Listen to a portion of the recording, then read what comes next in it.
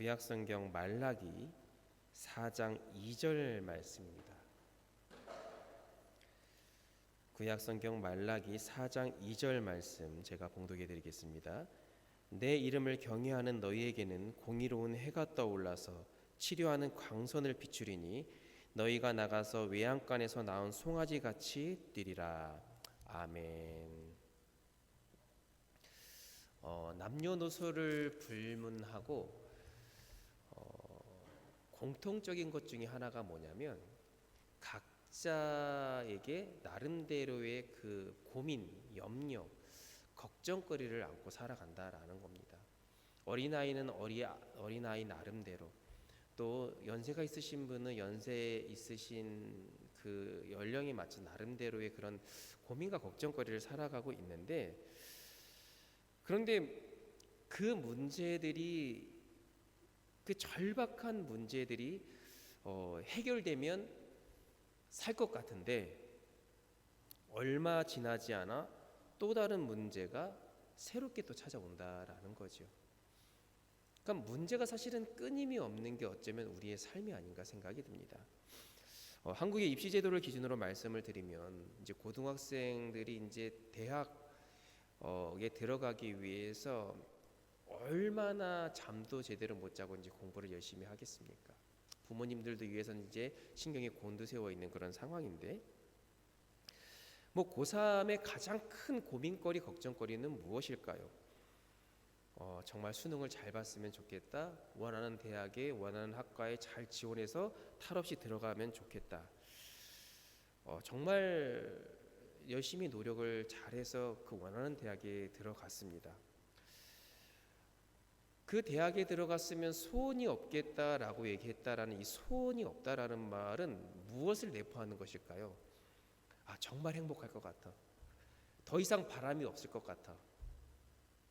그런데 지금 학생의 신분으로 있는 사람들도 있겠지만 정말 그런가요? 대학에 들어갔어요.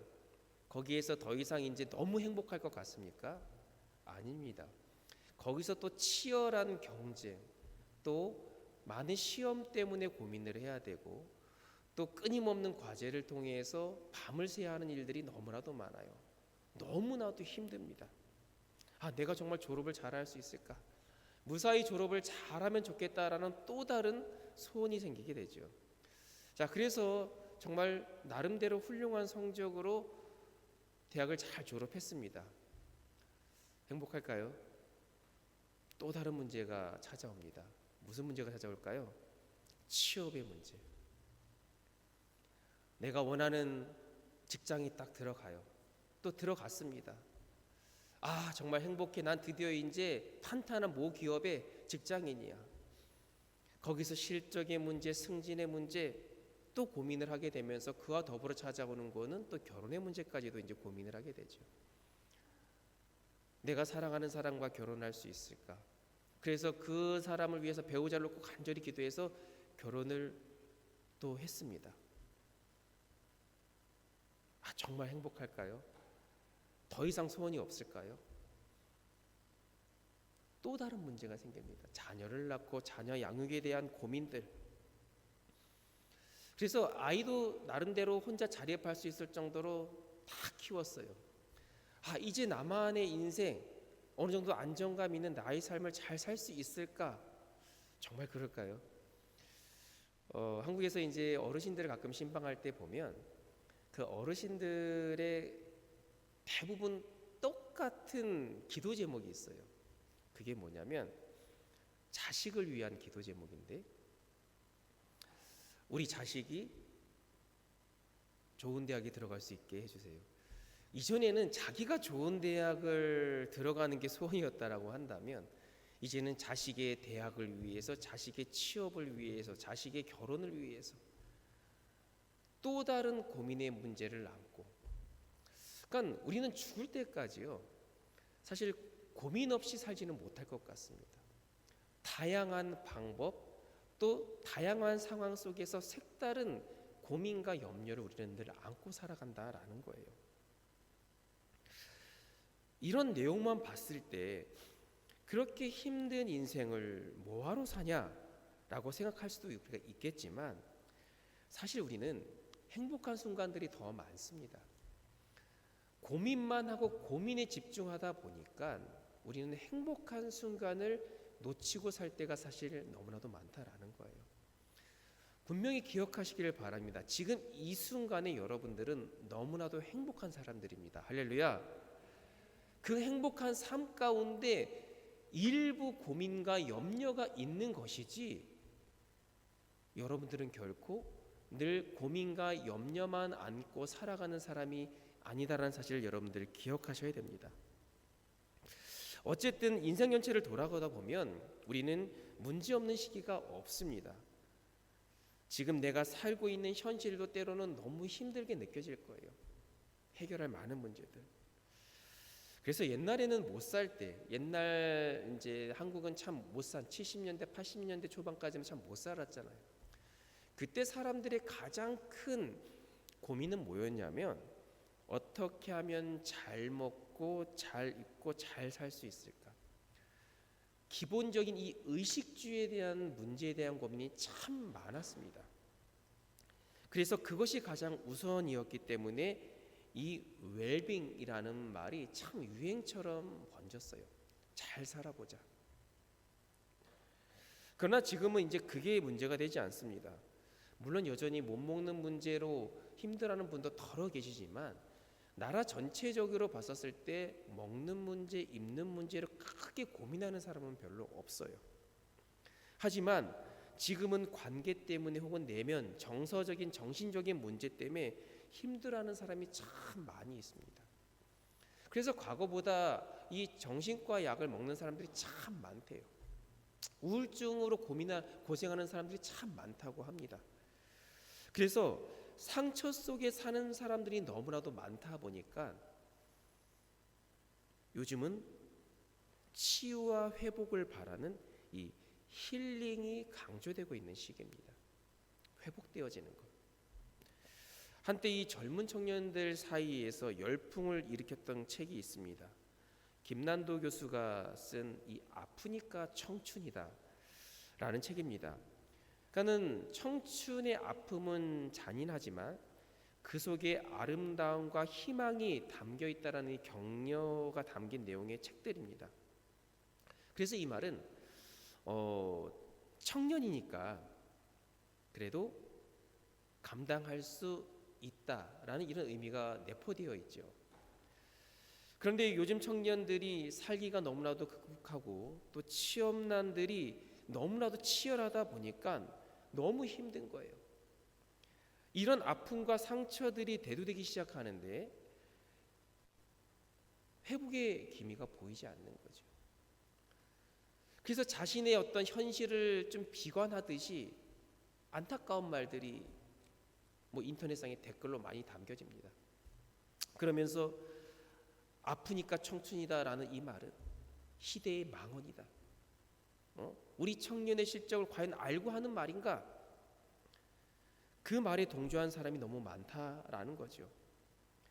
그만큼 그 각자 인생의 삶이 감당하기 어려울 정도로 회복의 기미가 보이지 않는 상태에 있는 그런 젊은 청년들이 너무나도 많다라는 겁니다.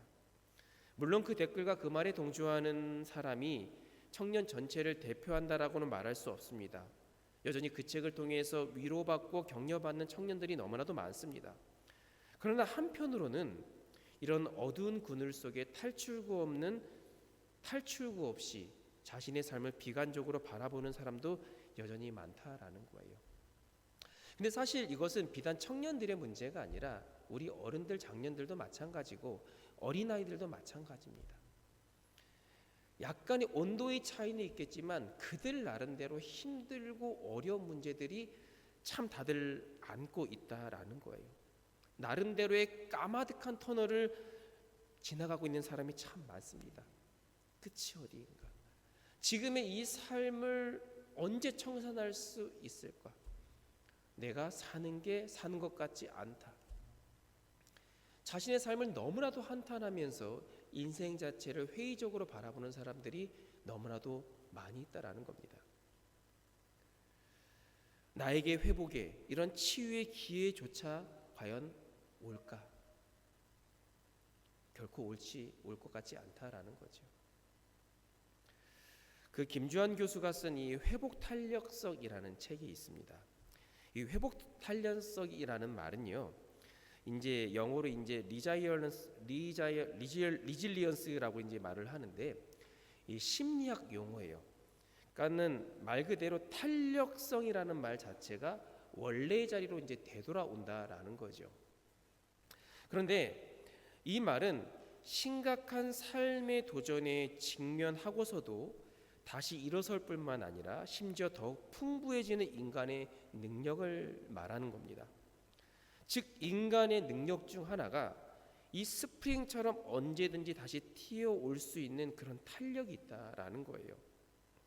그래서 이 회복 탄력성이라는 책에서도 이제 비슷한 맥락으로 이제 메시지를 전달을 하는데, 실제적으로 이제 뇌파 실험을 통해서 인간의 회복성, 이 탄력성이 얼마나 뛰어나는지를 이제 그 검사를 통해서 이제 확인을 했다라는 거죠.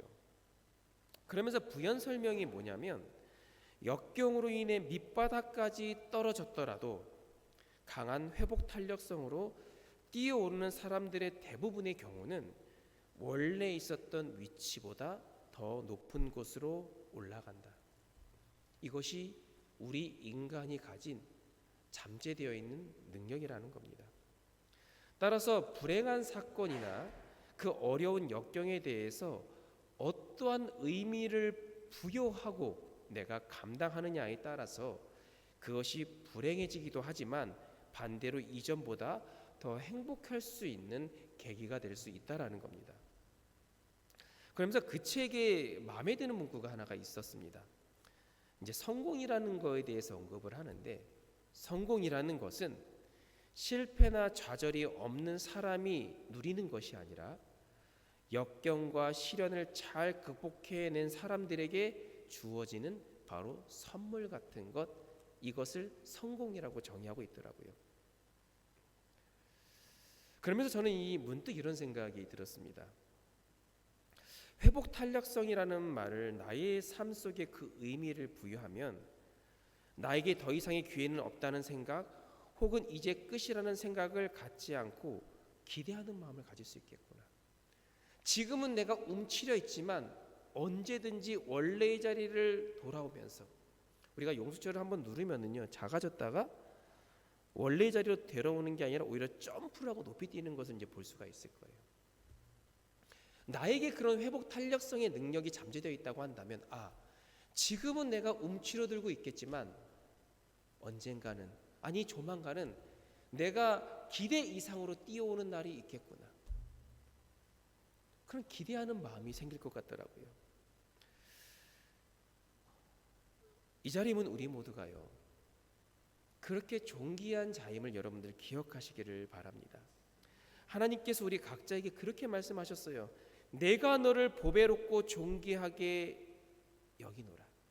이 말은요, 네가 어떠한 과정을 거쳐서 존귀한 자가 되어간다라는 것이 아니라 내가 이미 창조 때부터 너를 존귀하게 만들었다, 보배롭게 만들었다, 가치 있게 만들었다, 언제든지 회복되어질 수 있는 능력을 내게 부여했다, 그렇게 말씀을 하셨어요.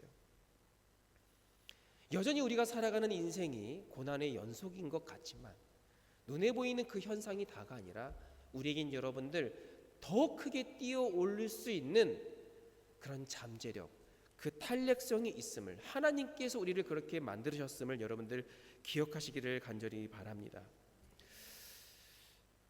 그러면서 든 생각이 무엇이냐면, 우리가 읽은 성경에서 이렇게 회복 탄력성을 경험한 사람이 너무나도 많다라는 겁니다. 우리가 잘 알고 있는 요셉도 그렇습니다. 다윗도 그랬습니다. 야곱도 그랬습니다. 그러면서 이 고난의 대가라고 할 수 있는 욥도 그랬습니다. 욥의 얘기를 잠깐 해볼까요?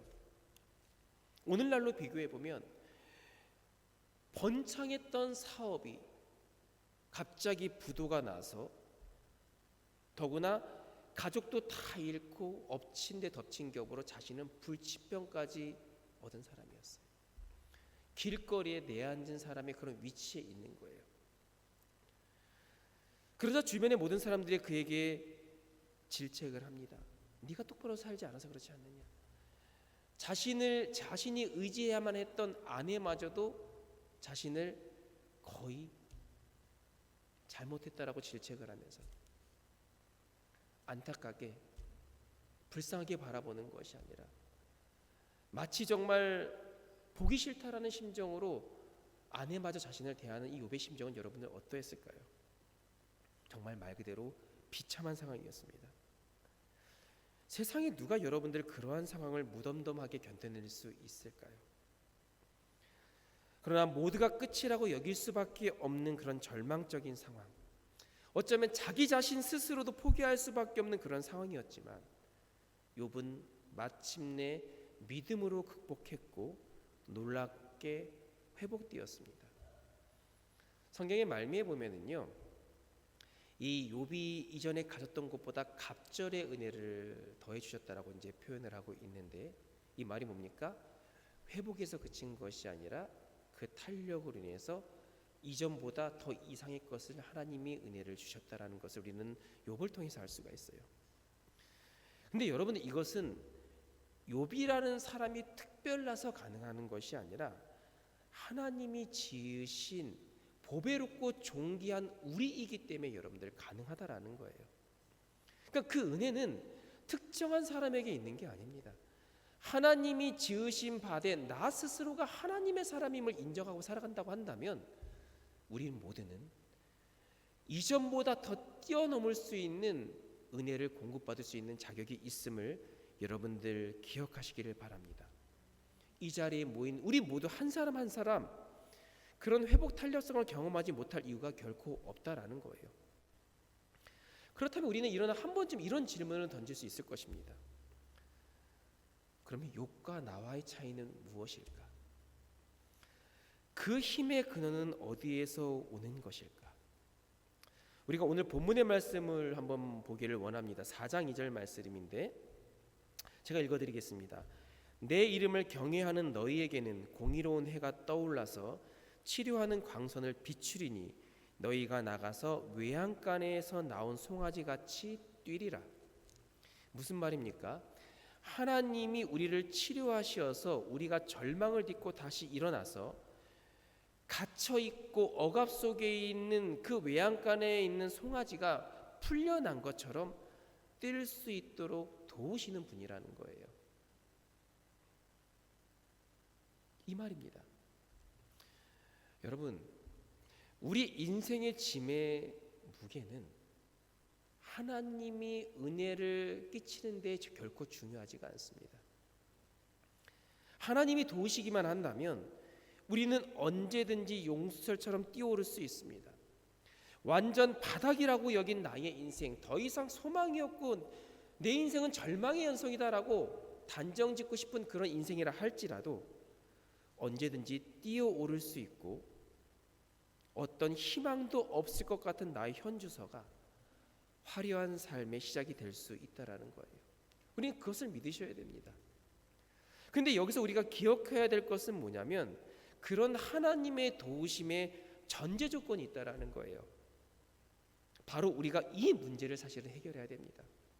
그동안 우리는 너무 힘겹게 나의 삶의 문제를 해결해서 아둥바둥하면서 살아왔는데 우리는 그 문제의 진단을 그동안 제대로 하지 못했어요. 어떤 문제를 해결해야 될까요?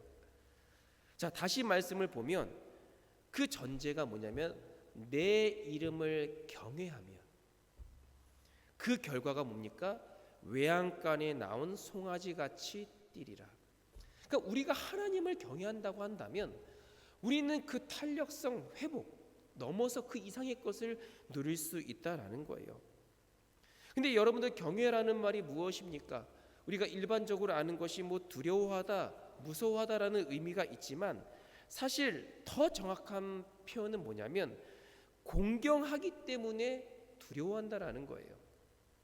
존경하기 때문에 두려워한다라는 겁니다. 즉 그 대상의 존재가 너무나도 크고 존경스러워서 도저히 내가 감당할 수 없기에 두려워하면서 조심스러워한다라는 거예요. 함께 오래된 한국의 이제 TV 프로그램 중에서 이 남자의 자격이라는 프로그램이 있었습니다.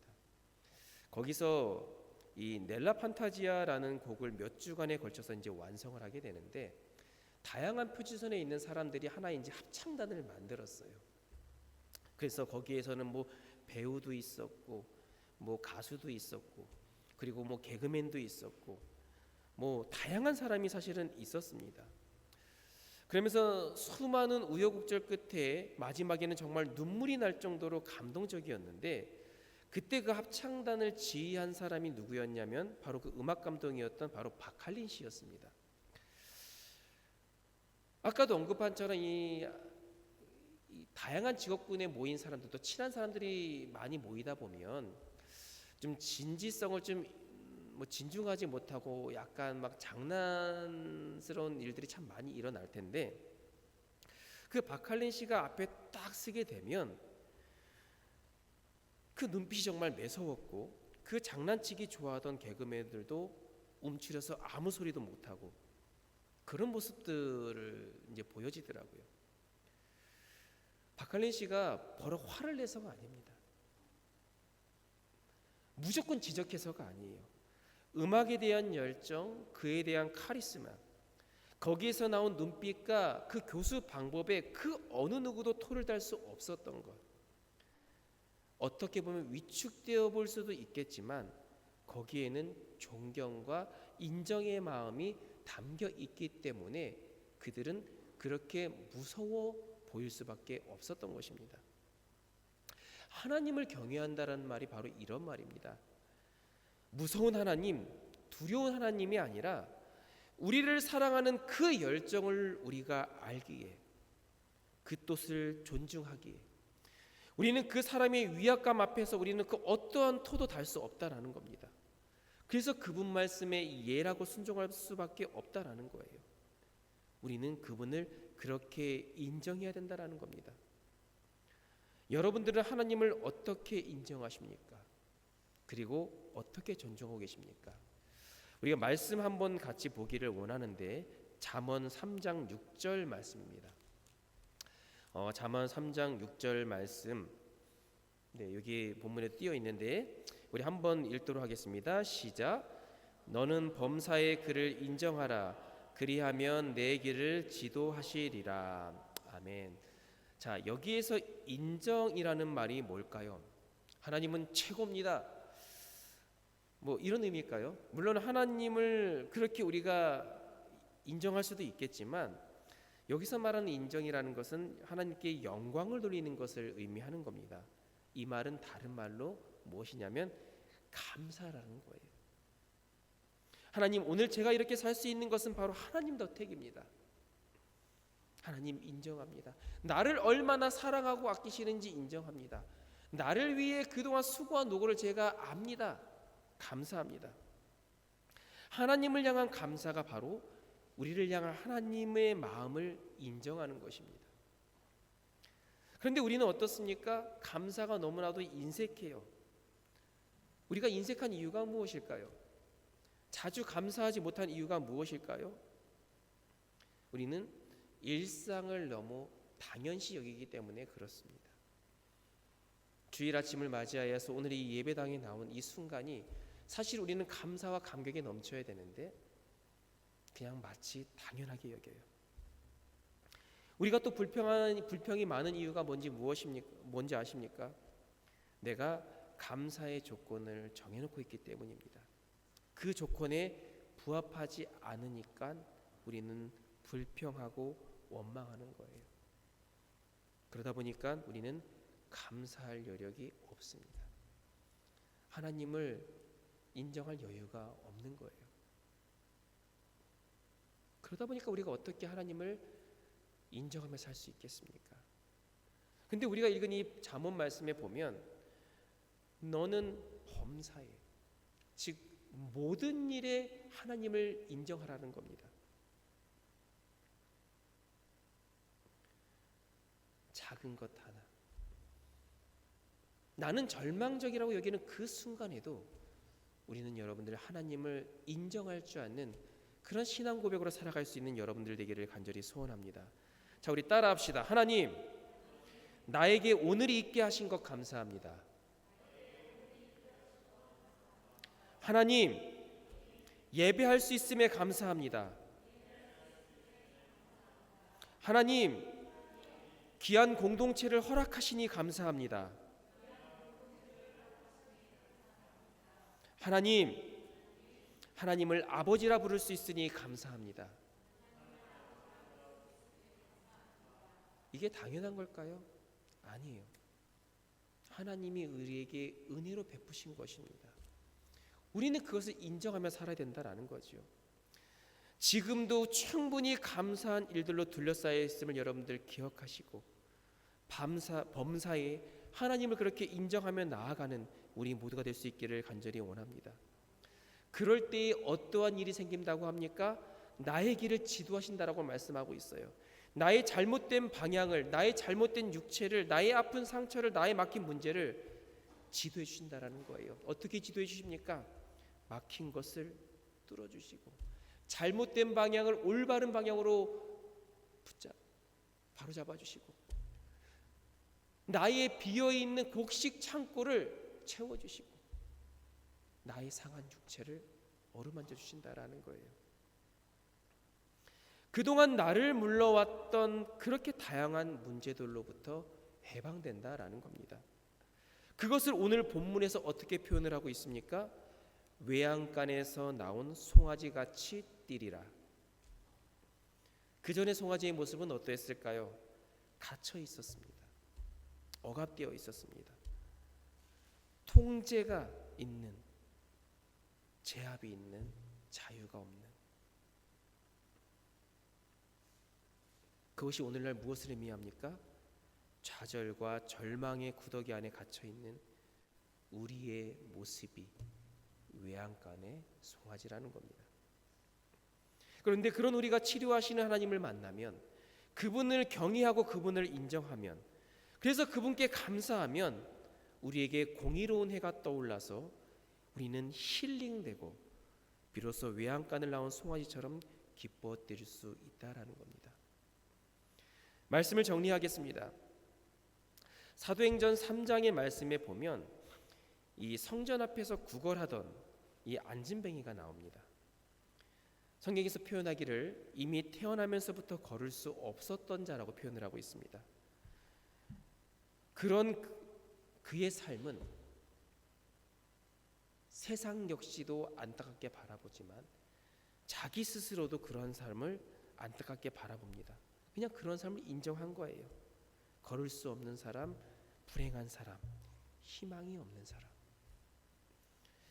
그런 그가요, 베드로와 요한을 만났습니다. 그리고 그가 이렇게 외칩니다. 은과 금은 내게 없거니와 내게 있는 것을 내게 주노니 나사렛 예수 이름으로 일어나 걸으라. 그러자 어떤 일이 발생했습니까? 다리에 힘이 들어가고 걸었어요. 모두가 포기했던 그의 삶이, 아니 어쩌면 자기 자신도 포기했던 그의 삶이 불행으로 인정할 수밖에 없는 그의 삶에 회복의 역사가 일어났어요.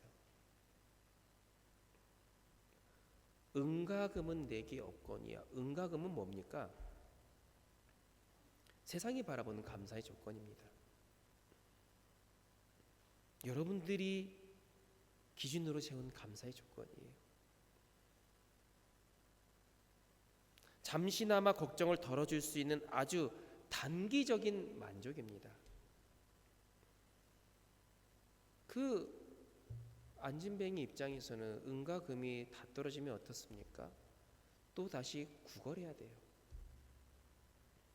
그런데 그것으로 채워진 것이 아니라 나사렛 예수의 이름이 그에게 들어가니까 어떻습니까?